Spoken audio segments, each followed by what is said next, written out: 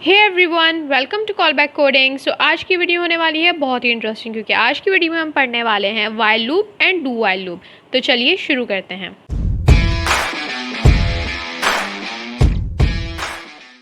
हमने लूप की 3 टाइप्स देखी थी, for loop, while loop and do while loop, जिसमें से फॉर लूप को हमने जो है वो डिटेल में डिस्कस कर लिया था। अब बारी है while loop and do while loop की। तो शुरू करते हैं व्हाइल लूप से। सबसे पहले हम ये देख लेते हैं कि व्हाइल लूप का स्ट्रक्चर क्या है। सो मुझे यहाँ पे लिखना होगा कीवर्ड व्हाइल और उसके बाद मैंने यहाँ पे लगा दिए पैरेंथेसिस। अब यहाँ पे आएगी कंडीशन। कंडीशन लिखने के बाद इसकी करेंगे बॉडी ओपन और यहाँ पे हमें जो भी अपनी वर्किंग परफॉर्म करनी है वो यहाँ पे परफॉर्म हो जाएगी। मैं इसको कर देती हूँ कमेंट। अब क्वेश्चन मेरे पास ये आता है कि जब हमने फॉर लूप देखा था तो उसमें हमारे पास काफ़ी सारी चीज़ें हो रही थी। उसमें इनिशियलाइजेशन हो रही थी, उसमें कंडीशन थी, उसमें इंक्रीमेंट था। तो वो काम हम व्हाइल लूप में कैसे करते हैं? सबसे पहले मैं काम ये करती हूँ कि मैं यहाँ पे बनाती हूँ एक फॉर लूप सिंपल सा, और फिर उसी को हम कन्वर्ट करेंगे व्हाइल में। मैंने यहाँ पे कर दिया i++ और इसके बाद मैं काम ये करती हूँ कि मैं यहाँ पे कंसोल कर देती हूँ value of i is right, और यहाँ पे मैंने लिख दिया i। इसको एक बार हम अपने ब्राउजर पे चेक कर लेंगे। मेरे पास ये कुछ इस तरीके से लूप चल रहा है और i की वैल्यू जो है मेरे पास यहाँ पे हो रही है प्रिंट। अब अगर मुझे यही काम करना है व्हाइल लूप से तो वो मैं कैसे करूंगी? मैंने यहाँ पे आके लिखा व्हाइल और अब मुझे लिखनी है कंडीशन। मेरी कंडीशन क्या है कि जब तक i छोटा है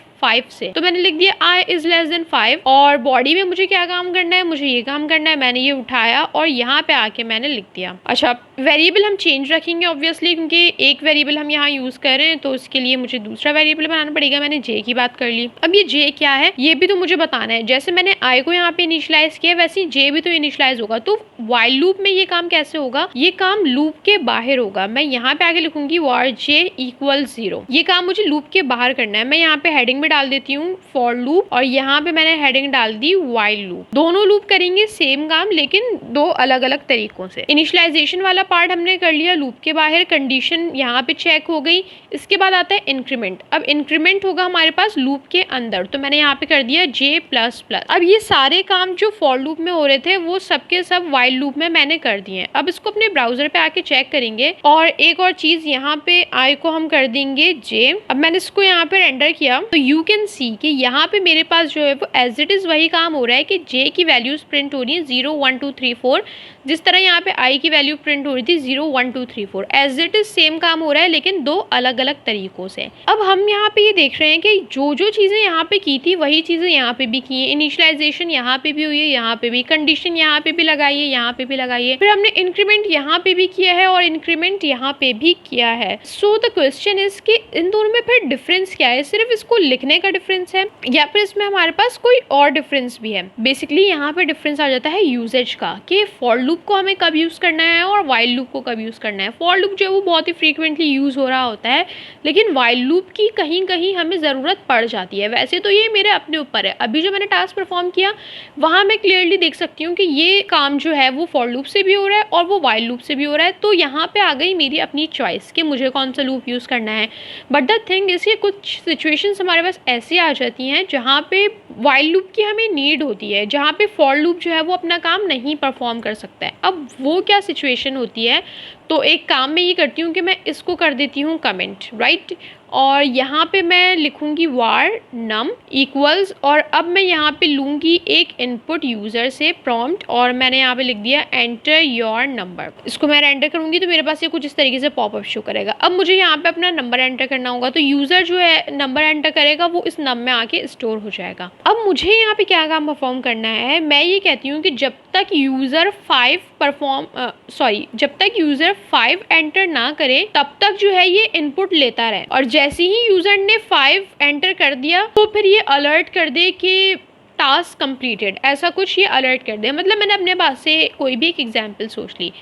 तो अगर मैं यहाँ पे फॉर लूप लगाती हूँ तो मुझे फॉर लूप के लिए देनी पड़ती है एक लिमिट कि यहाँ से चलना है, यहाँ तक चलना है, इतनी दफ़ा ही चलना है। ये बात मुझे फॉर लूप में बतानी पड़ेगी। बट द थिंग इज़ कि यहाँ पे हमें नहीं पता कि यूज़र कब 5 एंटर करेगा, हमें नंबर ऑफ़ आइट्रेशंस नहीं पता है। तो जब भी हमारे पास जो है वो नंबर ऑफ़ आइट्रेशंस होती हैं अननोन, तब जो है वो हम यूज़ करते हैं वाइल लूप को। वैसे हमारी अपनी चॉइस है, जैसे हमने इन दोनों में देखा कि काम सेम कर रहा था तो वो हमारे अपने ऊपर है, लेकिन जब मेरे पास नंबर ऑफ़ आइट्रेशंस ही अननोन है तो मुझे वाइल लूप को यूज़ करना पड़ेगा। यहाँ पे मुझे नहीं पता कि हम जो है यूज़र से कितनी बार इनपुट ले रहे हैं, तो इसलिए अगर मैं इसको फॉर लूप लगाऊंगी भी तो मुझे देना पड़ेगा, लेट्स से मैंने लिमिट दे दी 5 की, हो सकता है उन 5 टाइम्स में यूज़र इनपुट करे ही ना वो, और लूप तो रुक जाएगा, और मुझे लूप को रोकना ही नहीं था, मुझे तो इनपुट लेते रहना था यूज़र से जब तक वो 5 एंटर ना कर दें। तो उसके लिए मुझे यहाँ पे यूज़ करना होगा वाइल लूप। मैंने लिखा वाइल। अब वाइल में मुझे ये बोलना है कि जब तक नम की वैल्यू 5 ना हो तब तक चलता रहे। तो मैंने कहा नम इज़ नॉट इक्वल्स टू 5। जब तक नम की वैल्यू 5 नहीं है, क्या करना है इसने, यहाँ पे इसने लेना है इनपुट। अब स्टार्ट में बताना भी तो पड़ेगा कि नम क्या है, तो ये वाला काम जो है हम बाहर करेंगे। मैंने यहाँ पे लिखा वार नम इक्वल्स -1 कर देते हैं लेट से। ठीक है, मैंने ऐसे इनिशियलाइज करा दिया कोई भी नंबर, ताकि यहाँ पे पहले कंडीशन चेक होगी तो नम में कोई ना कोई वैल्यू होनी चाहिए हमारे पास। सो अब ये वर्किंग कैसे करेगा, सबसे पहले यहाँ पे आया, इसने नम की वैल्यू कर दी -1, उसके बाद ये नीचे आएगा, कंडीशन चेक होगी, num is not equals to 5, condition is true, ये इसके अंदर आ जाएगा। अब क्या करना है, प्रॉम्प्ट करेगा और जो भी यूज़र वैल्यू एंटर करेगा वो नम में डाल देगा। जैसे ही नम में वैल्यू डली, काम ख़त्म हो गया। ये वापस ऊपर जाएगा, कंडीशन चेक करेगा, देखेगा कि नम की वैल्यू कहीं 5 तो नहीं है। अगर यूज़र ने 5 वैल्यू डाली होगी तो ये लूप जो है वो ब्रेक हो जाएगा, लेकिन अगर नहीं डाली होगी तो ये लूप जो है वो चलता रहेगा। इसको एक बार हम परफॉर्म करके देखते हैं। मैं इसको यहाँ पे कैंसिल करके री रेंडर कर देती हूँ। ओके, तो यहाँ पे लेट से मैंने लिखा 3 और मैंने ओके किया, इसने फिर से मुझे पॉपअप शो कर दिया। मैंने 8 लिखा, फिर से आ गया। अच्छा, अब हम यहाँ पे 2 लिख लेते हैं, फिर से हो रहा है। जैसे ही मैंने यहाँ पे 5 लिखा और ये पॉपअप जो है वो यहाँ से चला गया। तो नंबर ऑफ आइट्रेशंस अननोन थी। जैसे ही मैंने ये देखा, मुझे फ़ौरन से जो है वो वाइल लूप का ख्याल आया।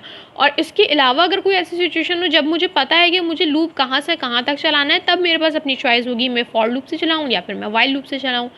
तो ये तो हमारे पास हो गया सिंपल सा वाइल लूप। अब हम बात कर लेते हैं डू वाइल लूप की। डू वाइल लूप के लिए मैं एक काम ही करती हूँ कि हमने ये जो एग्जाम्पल ली है इसी को मैं यहाँ से कॉपी करके कमेंट कर देती हूँ और यहाँ पे आके मैं इसको कर देती हूँ पेस्ट। अब मुझे एक काम ही करना है कि हमने यहाँ पे देखा था कि हमने नम को इनिशियलाइज किया था, कोई नंबर दिया था हमने उसे, लेकिन अगर मेरे पास ऐसा हो कि मेरे पास ये नंबर और ये नंबर सेम हो जाए, लेट्स से मैंने इसको 5 से इनिशियलाइज कर दिया, तो ये तो मेरे पास वर्क करेगा ही नहीं। मेरे पास तो ये एक दफ़ा भी इनपुट नहीं लेगा, जो कि टोटली रॉन्ग है। तो इसको अगर हम अपने ब्राउज़र पर एंटर करके देखें तो मेरे पास यहाँ पे इसने इनपुट ही नहीं लिया, क्योंकि ये दोनों नंबर जो है वो इत्तेफाक से सेम हो गए थे। अब मैं यहाँ पे कुछ भी लिख दूँ, लेट से मैंने यहाँ पे 0 लिखा है और क्या पता कि यहाँ पे भी 0 आ जाए, तो फिर ये मेरे पास जो है वो इनपुट लेगा ही नहीं। तो ये मेरे पास एक रिस्की काम है। अभी तो मुझे पता है मैं 2 नंबर्स को अलग अलग लिख रही हूँ, लेकिन हो सकता है कि ऐसा केस आ जाए जब ये 2 नंबर सेम हो जाए, तो ये तो इनपुट लेगा ही नहीं।